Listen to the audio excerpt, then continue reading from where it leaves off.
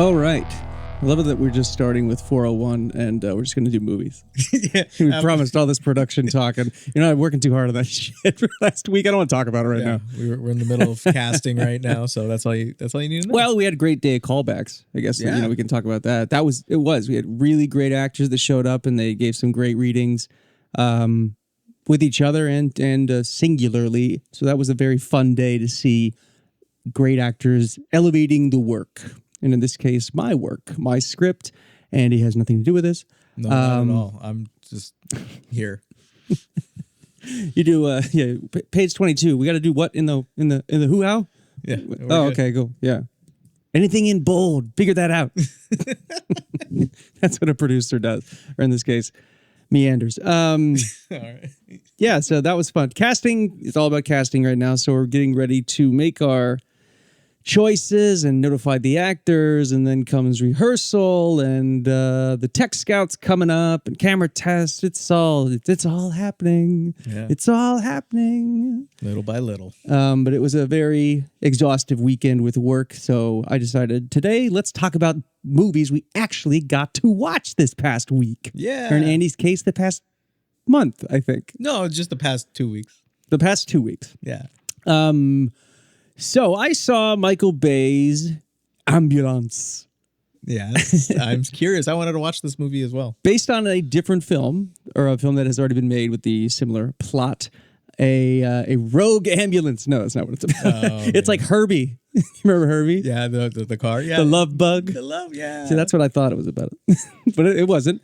It was the return of Jake Tylenol. Oh, man. Which our friend Josh Bell, he ruined that actor's name for me forever, Jake Tylenol, because it's rude and condescending. Yeah. But every time I see him now, I think I got to take my Jake Tylenol to get through this movie. Wasn't that the Prisoners podcast, or what movie? Yeah, that was the Prisoners. Yeah.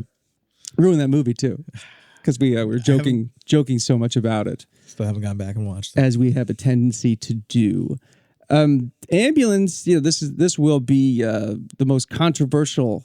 I think I'm being something's ruined me. I think production has ruined me. Oh, really? Yeah. You're at that stage right now? Yeah, because I see how hard movies are, and I'm like, man, Ambulance is sweet. Yeah, right. Look at like how hard it is to put all this together and all the steps necessary. I mean, I'm not condescending. I actually enjoyed it. I really enjoyed the movie. And for a Michael Bay film, if anybody that knows me, I mean, his movies have a tendency to just be like sound effects that a 2-year-old make.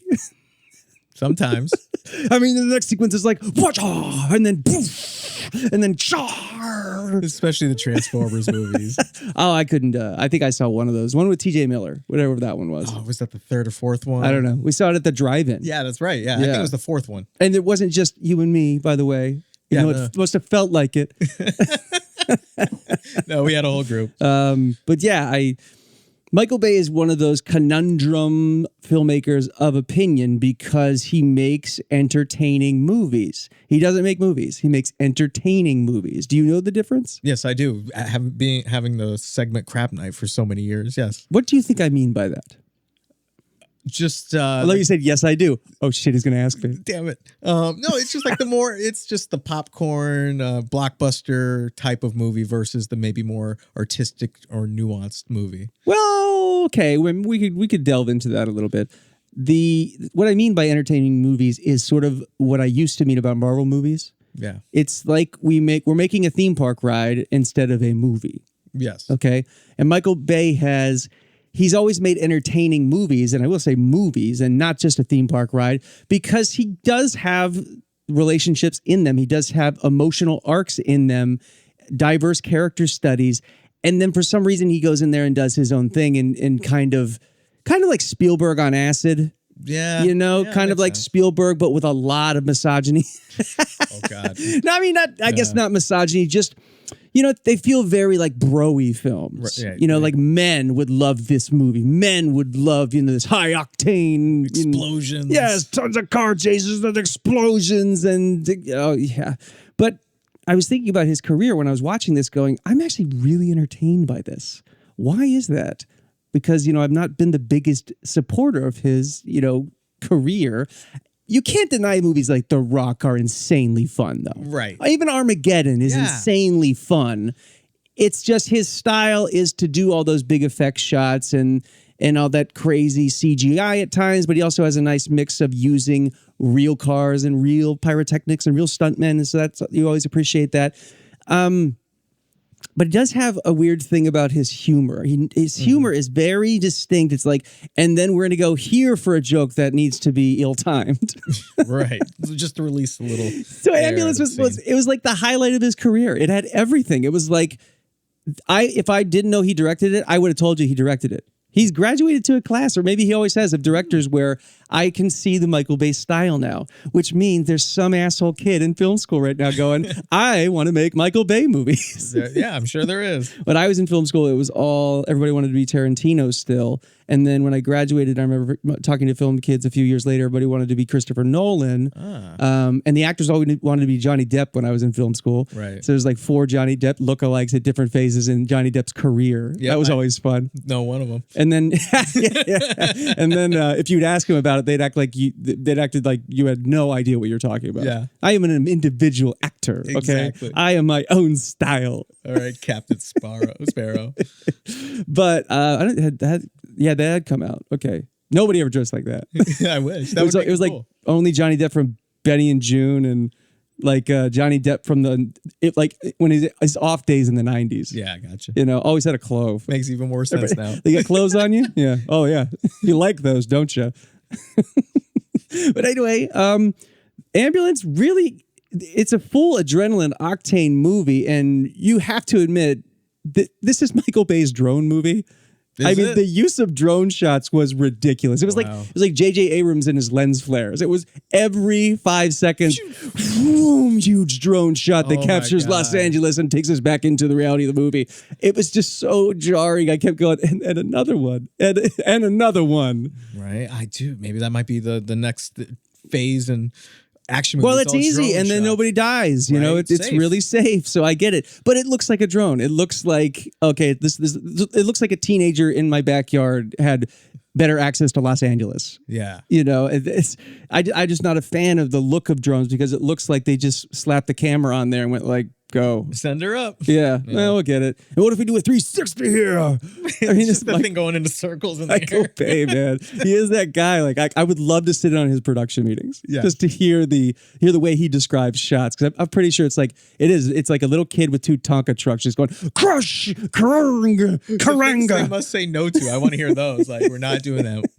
He knows. I mean, he knows. He knows the cliches about it, but he also laughs his happy ass to the bank for $300 million a picture. So, oh my God. Yeah, right. Which is why the Ambulance didn't make any money, but I still wanted to see it because I hadn't seen a Michael Bay movie in a while.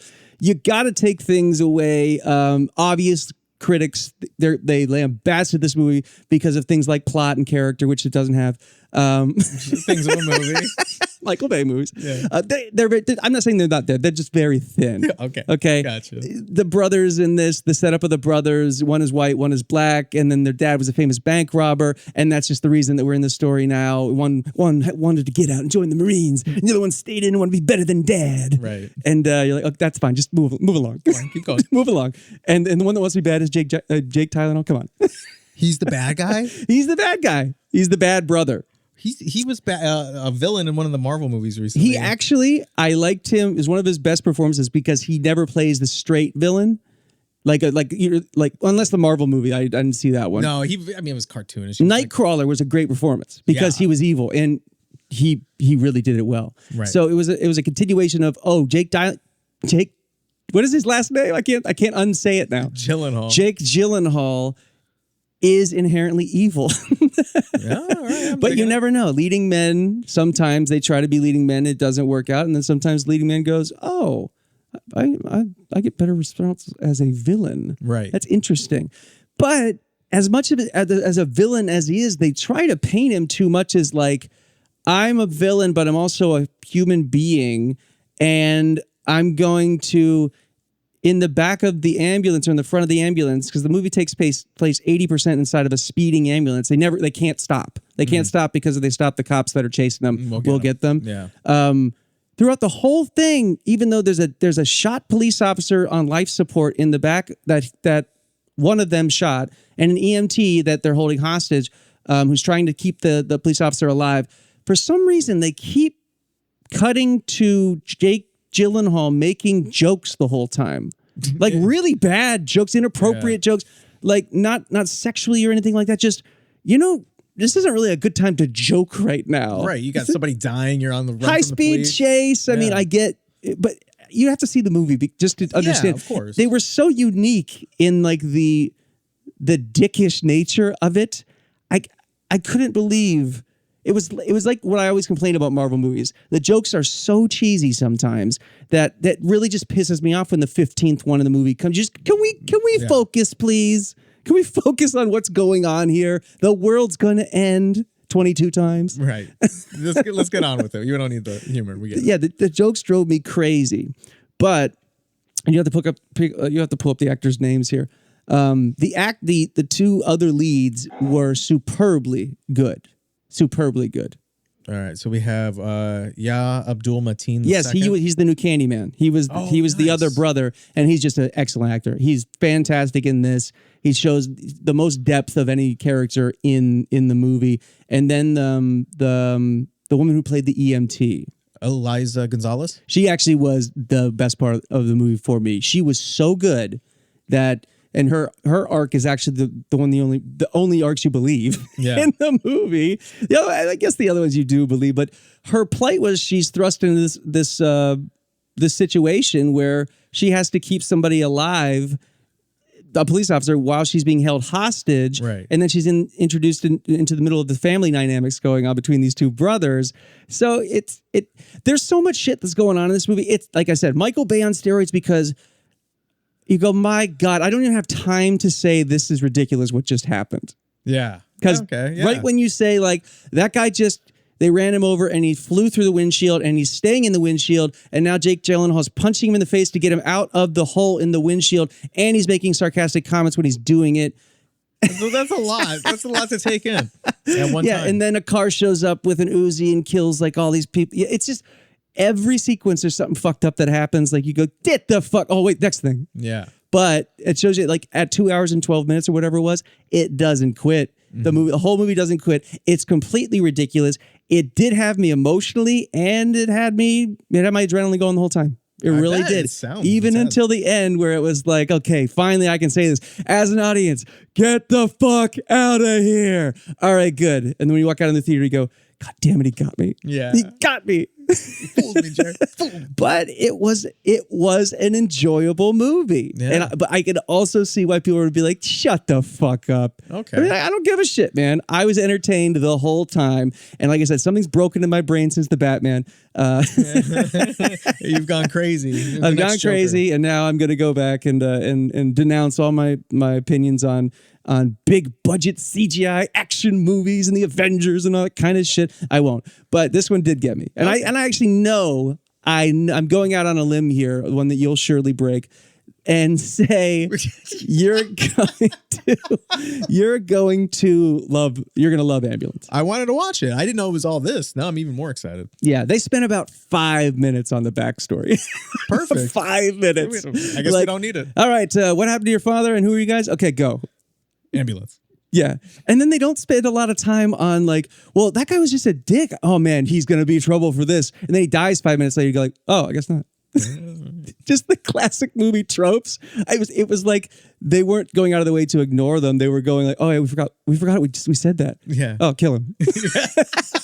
That's a great way to solve problems, I guess, in a Michael Bay film. It was a beautiful mess. Yeah. It was a beautiful mess. That's beautiful. And yeah, Mr. Gyllenhaal, he has another performance in his belt that I love. Yeah. And I don't love it, but hey, good job. But you know what? Yeah. And you know what? I could see using him in something. I could see writing something for him, because now that I figure out what his acting is, yeah, and I can't spill that on the podcast because he won't talk to me. Well, just tell me off mic. Yeah, keep the audience in suspense. Yeah, so Ambulance, check it out. I think it's on streaming now. I wish I would have seen this in theaters, because it would have been sweet on IMAX. Right. Very minimal CGI too, which I really appreciated. He used a lot, mostly all practicals from what I could tell. There was just a couple of jarring inadequacies, and like I mentioned, too tongue-in-cheek when the two officers at the beginning are talking about the movie The Rock and quoting the movie The Rock. That's the movie they're quoting. And Michael Bay, of course, directed The Rock. And you go, this is not happening. Tell me this is not happening. And then one of the dumb police officers is like, oh, yeah, I love Dwayne Johnson. And he's like, oh, you youngsters. Wow. Yeah, even man. worse, man. Oh, like, man. dude, how are we in the world where Michael Bay is writing himself into the ethos? Well, of he didn't movies? write it, but I'm sure that's how the writer got the gig. Oh, yeah. Like, hey, love it. Put that in there. You put me in the screenplay? I love this. Yeah, it's gold.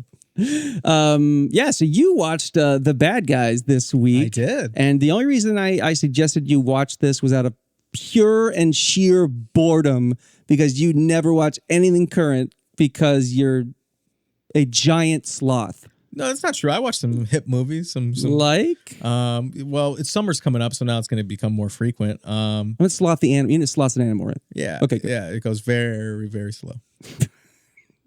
Fans of this podcast will get the reference. Anyway, The Bad Guys. Guys. What was I just doing? Yeah, it was a fantastic ride with a group of animals trying to pull off a heist. Did you say fantastic, or was that the IMDb bio? No, there's no word fantastic anywhere. So it was fantastic. Yeah. I just wanted to see what the current state of animation was in the climate today, because it won the weekend, right? I think it did. Right. I have to look. Let's just say it did. Well, Doctor Strange, right? Last weekend. Oh, that was the weekend before this. Weekend before, yeah. Yeah. It won that one, yeah. For okay, sure. there you go. Doctor Strange. Don't get me started. Wait, we're talking about current. I may have switched over to a new leaf, but I'm not even going to come around on Doctor Strange 2. We'll watch it. Well, Sam Raimi directed it. See, there it goes, man. Just when you thought you were out. They're so smart at Marvel. They're like, what? The filmmakers don't like us. They're saying that we're like cotton candy, theme park rides. What if we get a real filmmaker to come in and do something? Yeah. Sam Raimi. Right. That's how we'll get them. Oh, by the way, I forgot to tell you, in Ambulance, there is a scene where they have to operate on the shot police officer in the back of the ambulance at 60 miles an hour. Right. And it's in such graphic detail, you'd think you were watching the surgery channel. Like organs, and the spleen bursts at one time. Oh, and the EMT has her arms like all the way up to her elbow inside the guy's stomach. Oh, it was insane. I don't know. It was like I was watching a horror movie, actually, because it was that bloody and gross. Man. Yeah, that was a weird sequence, but I can see why they put it in there and did it that way, because people will talk about that sequence, like the abortion scene in Alien Resurrection. No, the new Alien with the Ridley Scott came back and did. Remember, she gives herself the abortion because the new aliens inside of her body. That's right. What was it? Not Prometheus. Prometheus. It was okay. Yeah. And then the second one was Prometheus something else. Yeah, but it was Prometheus, and that scene in Prometheus where that machine gives her an abortion to get the new alien out of her. That is what's one of the most fucked up things I've ever seen in cinema. Yeah, it really is. That, and what do we say? The elephant from Ace Ventura 2. Rhino. The rhino. Sorry, the rhino. I stand corrected. Thespian. So let's talk about some PG, good, wholesome. Oh, great. Yeah. Wholesome, cartoons. The Bad Guys, which I'm convinced that they just wrote the movie because of the Billie Eilish song. Yeah. I mean, I'm serious, man. They've been doing this with Hollywood forever.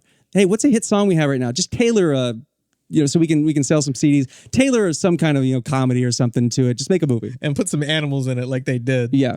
So yeah, it's there was a star-studded voice cast in this. We had Sam Rockwell as the main actor. Oh man, I love Sam Rockwell. Yeah, he can dance like Michael Jackson. Can he? Mm-hmm. Look up some clips. I will. It's pretty much he did it on every talk show appearance when he first got famous, and then he had to stop because they were like, "What can he do?" And like dance like Michael Jackson. Like we saw that already. Yeah, that was last time. Mark Maron plays the snake. Aquafina is a tarantula. Craig Robinson is a shark. That's not me, by the way. That's Bella, and she doesn't like Andy's reviews either. Anthony Ramos as a piranha. Mark Maron. Yes. The voice talents of Mr. Mark Maron. People are digging Mark Maron lately. Yeah. He had that Glow show. He was in Joker. That's right. I mean, he had his show, which I never really got into, but I've always just loved Mark Maron's comedy and his podcast. Yeah, maybe it's because he with the podcast, he helped out so many people now. They're like, all right, come on. Yeah, because whatever. He's an actor. Right. He's always been in stuff. He famously got cut out of Mighty Ducks 2. Oh, yeah, that's right. I remember you telling me that story. That's a great story. Just to recap for the audience, Mark Maron was on drugs at that point in his career, and he was cast by Steve Brill, who was his college roommate that directed that movie and wrote that movie. And they filmed a scene where he was a parking valet in Beverly Hills, and he got fired because he was on drugs, and he was, quote, making the ducks uncomfortable. That's amazing.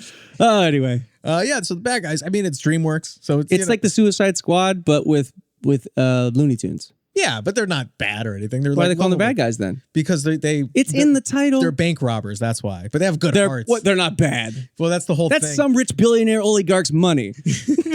No, they just steal banks and statues and all this stuff. And it's Ocean's 11. Yeah, right. Exactly. And you know what? It was a fun movie because it was like one thing I really enjoy about these types of movies is when they have like animals as humans or acting in, like as human beings being, bank robbers. Just the little nuances that bridge the gap between beast and that was Monica Geller's biggest pet peeve on Friends: animals dressed as humans. Continue. But because you've never seen Friends, anyway. But even like the little thing, like somebody says "good boy" and the wolf's tail starts wagging, and like all these like little cute little details that are in it always make it so enjoyable for me. Can you start what the movie's about first? Oh yeah, so this group of animals have a team that does a bunch of robberies, all over the city. What city? TBD. It's a fictitious city. Well, obviously, if the movie's over, it's not TBD. Yeah, well, it was determined. They never. You just didn't notice. They never said what city it was. Zootopia. Yeah, right. So they pull off a heist, and then the governor of the city was like, "Yeah, they're just bad guys. They're just." Hey, it's the name. Yeah, we're Saved by the Bell. Stroking their own ego. So they're like, all right, we're going to steal the prize. And then they get caught and they have to try to be rehabilitated into good guys. And will they be good guys? Or are they forced to use their bad guys' ways for good? And it's all animated. It's all animated. So like Secret Life of Pets gone bad guys. Right. But it's like 007 meets animals. It's just not fair. They're not even trying anymore. They're just taking kids' money. Like a bunch of cute animals, like you can't lose with this formula, man. Like as much as I was like, okay, I'm gonna watch. It's like that movie, The Secret Life of Marvel's Pets, coming up. Like that's not even fair. You can't do that. That's cheating. That's gonna be one of your favorites. No, it's not. I'm not watching that bullshit. I don't watch movies that are that is just an excuse to print money. That's despicable. I know. It might be amazing, Despicable me. But that's really despicable. Yeah. Well, this movie, the guy who wrote Idiocracy wrote this one as well. So it was really funny. There was a lot of jokes, and Sam Rockwell. People have always said that movie's amazing, and I didn't find it that groundbreaking. I thought the jokes and Mike Judge is a genius and everything, but I just thought, like, is there like a director's cut I can watch? Maybe there is. There should be of that movie. I think they took it away from him. I think I remember that. I think he was forced to like edit it really weird or something. Oh, okay. But yeah, I always thought that Idiocracy was so smart and so clever. But as a whole, by the time Terry Gross shows up at the end, I'm like, what happened in this movie? Because it was like the commentary on and the stuff that they invent, and how stupid people are. That's the genius of that movie. Right. But it's like Anchorman. Oh my God, Anchorman is one of the funniest movies of all time. But if you're going to say it's one of the best movies of all time, I'm going to disagree with you because I think they really bailed on the plot of that. Yeah. And that's that whole Family Guy, South Park thing. It's like, oh, you really watch comedies for the plot? And I'm like, yeah. Yeah, I do. Good comedy writing. That's part of it. I don't like, I famously don't like Family Guy because it's just, you think that's bad? That one time I went to, and then insert inappropriate joke and they cut to it. Yeah. And they're back and like, okay, what were we talking about? Oh yeah, that didn't have anything to do with what we were talking about. Right. It's kind of lazy comedy writing to me. Well, even though it can be genius too. Yeah. Well, one thing that you would be, speaking of genius comedy writing, you'd be pleased with, there's at least 6 to 7 fart jokes in this movie. I'm despised by you right now and there was one within the first 5 minutes, and it was amazing. Talk about lazy. Just like the fart is the unit length of jokes for some people. Like, that was a two-farter. It's just funny to see how many times they used it, and every time I was like, all right, this isn't. I would rather sit and watch a movie with my parents. I'd rather watch a sex scene with them than somebody having a fart joke with my parents. That's how much I get uncomfortable by fart jokes. Wow. I know. That says so much, doesn't it? I mean, yes, fart jokes, they make me laugh because it's so ridiculous that they put them in there. Right. It's there's nothing more lazy than that. Oh, I know. It's like, what the hell? Why does this person need a fart right now? Yeah, well, because we all fart. Shut up. Yeah, animals fart too, so it fits in. You're a huge fan. I know you are. I know you are. I've seen movies with you. Anytime there's a fart joke in a movie, you always have, if I'm in the room, you have to try to not laugh. And then I see your body convulsing out of the corner of my eye. And I just go, God damn it, just let it out. No, it's because fine. I know you're looking at me. He's like, is this guy laughing at this every time? Funny man. But I think you would like this movie. It's a very likable movie. You can't go wrong. Animals, bank robbers. If fart jokes were so funny, why isn't there a stand-up comedian that farts on stage? I'm sure there is. I'm sure there's tried to be. Yeah. Well, it's because you don't want to watch a full half hour of them. You don't? No, you could go on YouTube and we've used them for sound effects. There's like guarantee 2 hours of fart noises videos that you can watch. The fact that you know this. Yeah, because don't bring me into this. I don't know. Fartometer, I had to scour the internet. I have no idea what you're talking about, and I will never admit to know what you're talking about. This is a gentleman's. All right, fine. Forget I even said anything. But there is those videos on YouTube. Wow, you totally just farted in my brain, or brain farted. Great. There you go. I can relate to you. I guarantee you, if there was 30 minutes of fart jokes straight, you would laugh for the first 10 minutes, get bored in the middle, and then start laughing at how ridiculous it was that there was 30 minutes and there's still 10 minutes left. And so you'd laugh and be crying by the end of it. You hit the nail right on the head. That's how exactly it would probably happen. I will be your comedian psychologist. I mean, in that instance, you got me, Doc. I still don't know what this movie's about. They're trying to do a bank heist to get caught, and and then they're like, all right, let's teach you to be good guys. And it's delightful. It's fucking fantastic. It's amazing. Oh my God, it's fantastic. It's just so uplifting. It's such a good movie. You feel good watching it. Is it funny? Yeah, it's funny. The jokes are well crafted. Yeah, and tell me your favorite joke. Is it the fart? 5 or 6 fart jokes? Yeah, because the piranha, when he gets nervous, he farts. So he gets nervous quite a lot. Oh my God! Robbing jewels and banks and things like that. But sometimes that comes in handy because you got to knock out a guard or two. So it's like in Knives Out when she can't lie and she pukes. Right, exactly like that. Yeah, when he gets nervous, he farts and he can't hide it. That's great because that was my least favorite part about that movie. Okay, well, I love Knives Out. That was weird. Yeah.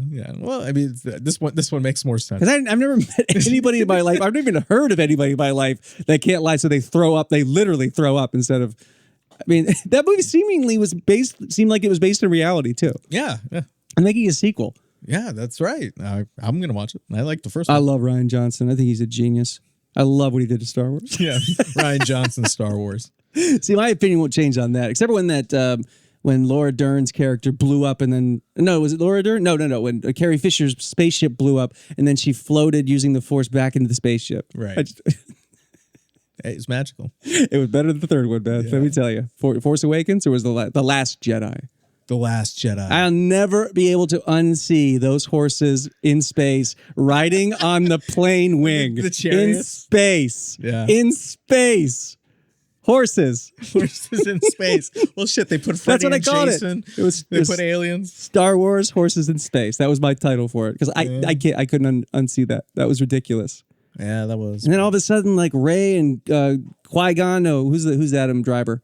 Oh, Kylo Ren. Kylo Ren. Yeah, you don't even know this stuff. I do, man. And then suddenly, like they're like kissing, and I'm like, what? They like each other? Where was the evidence for this? The Force is strong. What in his pants?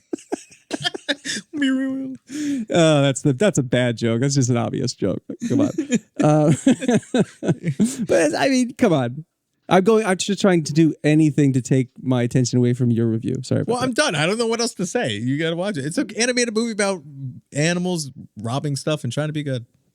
Animals robbing stuff. Yeah, okay. They rob a bank. They rob a museum. They rob a. If you pitched the bad guys, how would you pitch it at a studio? Picture this. I'm out. There's this group of animals led by the big bad wolf that are always doing heists, But what if the big bad wolf wanted to be the big good wolf? That's the worst fucking idea I've ever seen. Wait, I haven't seen it yet, so no. It's an ice blue story about the American family. Ladies and gentlemen, this is why I do the pitching and I do the writing. And Andy says, what do I do today? Okay, so this character's walking into a building. Good. That's right. Living the dream. Let me know when you got action, Nathan. I'll just take my time. Arrest service. Where's Andy? Did you check outside at the table? Yeah, he's ordering more food. Today's episode of the Four Seasons of Film podcast is brought to you by Phil's Coffee. Phil's specializes in handcrafted coffee made one cup at a time. Visit a location today or find them on the web at philscoffee.com. That's Phil's with a Z, coffee.com. Find the beans you're looking for. Is there anything else you want to talk about besides those two movies? I mean, how much time do we have left? About 10 minutes. Well, I have a few movies. I mean, I saw for the first time About Last Night from 1986. Okay. And I thought it was genius. It was based on a play written by David Mamet. And it was pretty much, Demi Moore's first big movie and Rob Lowe first big movie. I mean, St. Elmo's was probably before this. I think, yeah, St. Elmo's, but individually. Okay. But it's very strange because everybody always considered this, or even they led me to believe this was one of the Brat Pack movies. Mm-hmm. And it was a serious drama about this couple that gets together after hooking up, after the first night they met, and then moving in together, and then eventually breaking up, and then do they get back together again? But it was so emotionally serious and real. I'm so shocked nobody talks about this movie because it was genius in its realistic portrayal of what young couples go through when they meet and then they move in together. And everybody must, the divorce statistic is so high in this country that the breakup statistics are probably just as high or even higher. Yeah, I would imagine. Yeah. And it just felt so insane that these two beautiful people go from loving each other to falling out of love with each other and not hating each other. Just when they break up, you go, oh my God, I really believe these people are hurting because they don't want to break up. They're just young and they don't know what they want. It was more a John Hughes movie it's like John Hughes and David Mamet. Gotcha. Who directed this one, though? I'm not sure. Edward Zwick, I think. Yeah, Edward Zwick. And you probably know him from that cultural appropriation movie with Tom Cruise and the Samurais. I never watched that one, so I do not know, but I know which movie you're talking about. That movie is almost as bad as The Wall with Matt Damon. I mean, they're probably equally as bad. Yeah. Just because, not the movies are bad, just what were you thinking? Yeah. What were you thinking? Casting. White guy gets to dress up as anything he wants? Not anymore. Yeah, right. Thank God. I always thought, like, what are we doing here? Somebody check his genealogy. Ponytail. That's all it takes. But no, you would hate it. Number one, you'd hate About Last Night. Okay. Well, thank you for saving me the time. Oh yeah, for sure. I guarantee you would be like, more of this goddamn saxophone. I love sax. 80 sax is the best sax. Yeah, but it was like the whole movie was sad 80 sax. And Rob Lowe plays more sax? No. That was from St. Elmo's. This is just in the soundtrack. Oh. But Demi Moore has never been better, and Rob Lowe, unbelievable performance. They all look like they're about 12. And pretty much, if you want to get my review on the movie, he is just a giant asshole to her. And then for some reason, she takes him back. I can't believe it. It was the 80s. And I think that they changed it from the David Mamet play. I think that he had, it was like his first thing he sold to Hollywood. Oh. And he was like, why would you have them get back together? That's like, really? She's a shithead to her the whole movie. And then she takes him back. I bet women that remember this movie are like, fuck that movie. Right. Are you kidding me? Yeah, that's why I won't watch it either. Yeah, okay, sure. Yeah. Give yourself a reason. But that was my other movie I watched this week that was excellent. Excellent movie. So good. Yeah. And it's one of those 80s movies that I've chalked off the list. Nice. Well, all right, give me something to just melt my world. All right. Well, another excellent movie I watched. Boo. Boo. Anyway, I saw The Devil from 2010. I'm seeing The Devil right now. Talking about movies. Iquensu Ocha. It's directed by Ji Woon Kim. And you actually recommended this movie, thought I might dig it. So yeah, it's playing at the New Beverly this month, and the Pure Cinema podcast is one of my favorite podcasts, and they were describing it as one of the most messed up movies they'd ever seen, horror movie. And both of those things qualify it for me to pass it along to the only person qualified to watch this movie. All right. So I won't elaborate. All right, that's fine. I guess I have big shoes to fill. Here's my moron assistant. Who? Where? When is he coming in? No. So I watched. So for me, it was more of a thriller than it was a horror movie. So, but there is a lot of gore in it, which is probably what they're talking about, because it's about an like the equivalent of one of their secret, government agents' wife gets killed by the serial killer that's been on the loose, and he tracks down all the suspects and finds them, and it's like a cat and mouse game because he's torturing him for killing his fiancée. And so back and forth throughout the whole time. Sometimes the murderer, the serial killer, has the upper hand, and they go back and forth. It's like a kung fu action thriller horror movie. Huh.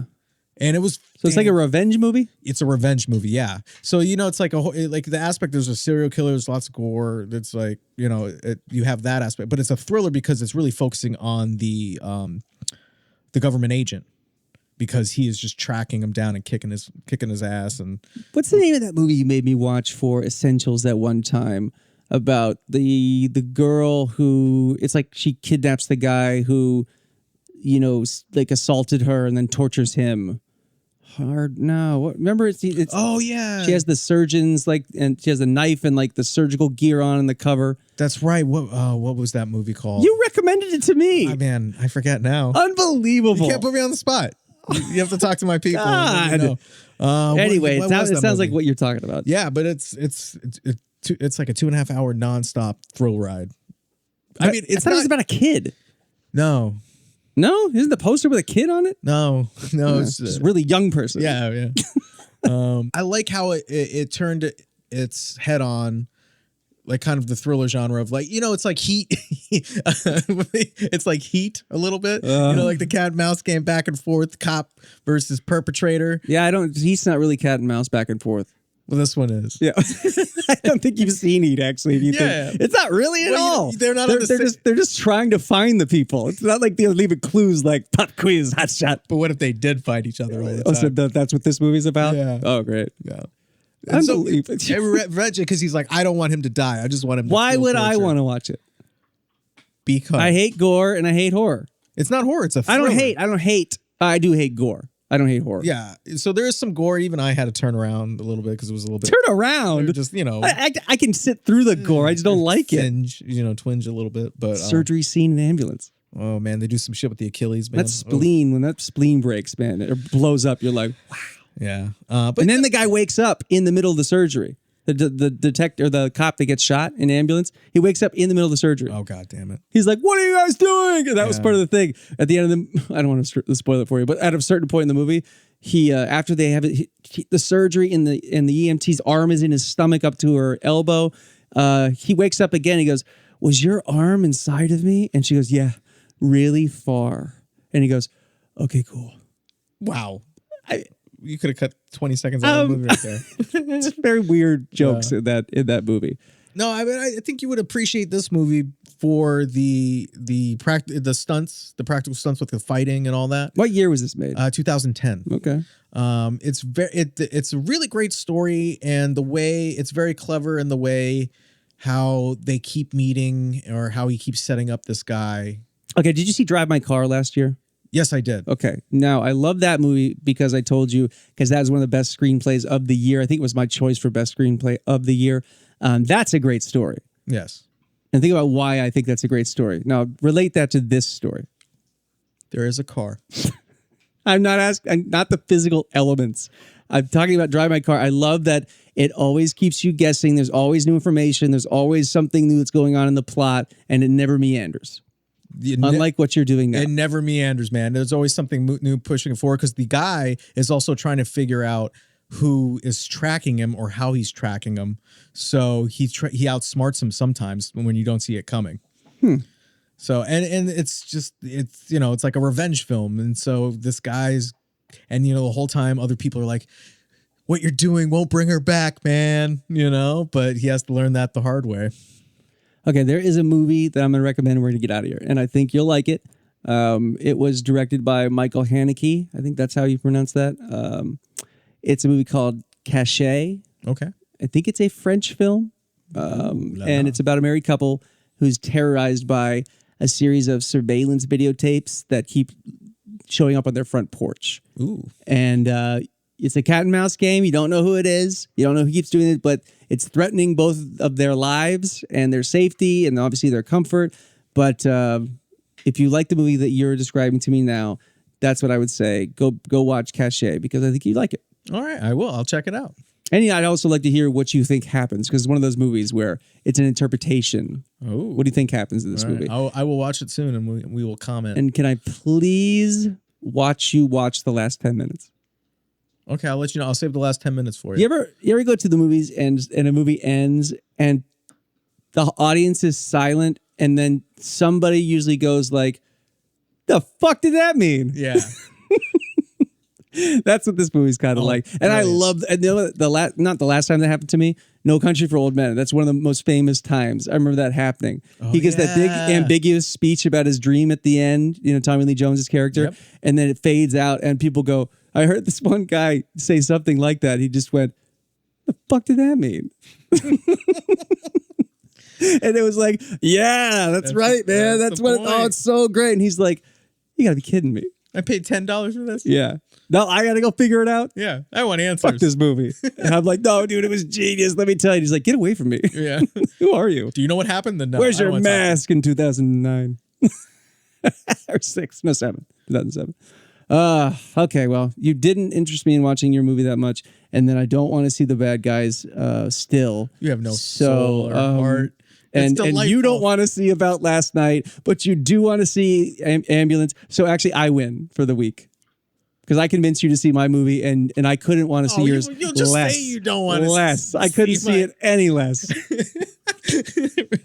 Well, no, I do want to see your movie because I get your point of what you're trying to tell me, but just doing it in such a shitty way, it's just out of spite now. I don't want to see it. Don't take my word for it. Let the director reading Rainbow over here. But don't take my word for it. And you know what? I guarantee you, I'm gonna catch you one day watching The Bad Guys, and I'll be like, I knew it. It takes a lot for me to watch a animated movie that's not a piece of art or not Pixar. Mark Maron. Yeah, I mean, I listen to his podcast. Sam Rockwell. He's not dancing. Yeah, he is. He's not dancing. He's dancing in this. His character is. Yeah. I mean, unless he's in the booth dancing, okay? You never want to know what if the big bad wolf turns into weird. the good wolf? I didn't even put that together. Maybe you're watching this because I just rewatched all 4 Toy Story movies this past week because when I get these intense days done and I just want to put on something that I've seen a million times and I can kind of just like tune out a little bit and not think about movie making. And then you end up crying in your Cheerios and because Toy Story 3 is so goddamn sad. Yep. That's another story for another. Do we have time for that story? I think we always. The shame that I felt as an adult human being sitting in a matinee on a Tuesday of Toy Story 3 in the theater when it came out. It's just me and a bunch of kids and their moms and dads and stuff. And I'm crying my ass off because I go see movies by myself. And all these people around me have to surely be looking at me going like, as soon as this is over, kids, we need to leave. Don't turn around. Just walk straight to the exit. That's the bad man over there, and he's here alone. Those are happy tears. I assure you. Yeah, that sounds even creepier. I couldn't help it though. It was sad. Damn it. Yeah. Well, what can you do? I know what you do. You don't cry. Yeah, I know, but I mean that one might have got me. You didn't see Toy Story 3? Not in theaters. You've seen it though. Yes. Oh my god. Comfort of my own home's different. So you can cry at home, but not in the theaters. Or you don't cry at home, but you can cry in the theaters. Yeah. Must be like on a plane. There's oxygen pumped in there or something. Right? You're emotional. I'm like, no, especially if I see a movie by myself. I always see movies by myself. That's the only way to see movies. I don't have to put up with anybody that I go with. Okay. Especially you. Oh my God. You munching away on everything that's crunchy. Excuse me. It's ridiculous. I think it's the other way around, buddy. It's why when we go, I make you pay for everything because it's just going to annoy me. Wow. Oh, is that what it is? I'll get to the next one. I like popcorn kernels and sugar in the I bag. don't think I've paid for my own movie with you in about 10 years. I'm a good friend. Feels good. Feels really good. You know what? But it makes the movie more enjoyable, because if I was sitting there and you ruined my time, you're either breathing or picking your nose or doing something weird in the seat next to me. If I paid for you, I'd be so pissed off the movie would never be good. But since I don't pay for it, I can sit there and actually, if I don't get pissed off because I'm like, well, I didn't pay for this, so let's give it a shot. Hey, it's all tax deductible. It's true. I thought you were say tactical. Yeah, it is tactical too. Because then I'm like, give me my sour jams. You're like, I still get food and I see a movie. Yeah. Don't give a shit about Nathan. Yeah. This jackass sitting next to me. I'm happy. It's Yeah. a Hershey's. Oh yeah, the movie. The movie's good too. Yes. Oh God. All right. Keep him alive.